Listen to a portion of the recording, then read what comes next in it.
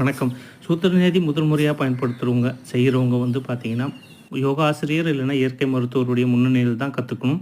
அதே போல் சூத்திரநீதிக்கும் தயாரிக்கப்பட்டுள்ள ரப்பர் டியூப்பை ஒரு மூக்கினுடைய முனையில் ஸ்லோவாக மிக மெதுவாக அழுத்தம் கொடுக்கக்கூடாது. மெதுவாக விடுங்க. தொண்டை பகுதிக்கு வந்ததுன்னு தெரிஞ்சதும் உங்களுக்கு தெரியும். அந்த உணர்வு வந்ததும் இன்னொரு கையால் பார்த்தீங்கன்னா 2 விரலில் கொண்டு போயிட்டு தொண்டை பகுதியில் கொண்டு போனீங்கன்னா அந்த டியூப்பை பிடிக்கலாம். அதுபோல் பிடிச்சி மெதுவாக தான் இழுக்கணும்.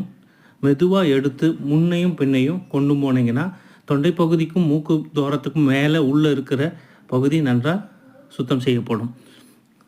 அதே போல் தான் அடுத்த பகுதியிலும் அடுத்த மூக்கு துவாரத்திலையும் மெதுவாக விடுங்க. பொறுமையாக செய்யுங்க. முதல் முறை செய்கிறவங்க இந்த வீடியோவை பார்த்து செய்யக்கூடாது. இந்த வீடியோவை பார்த்து உங்களுக்கு ஒரு ஊக்கம்தான் வரணும் வச்சு நீங்கள் தனியாக இந்த வீடியோவை பார்த்து செய்யக்கூடாது.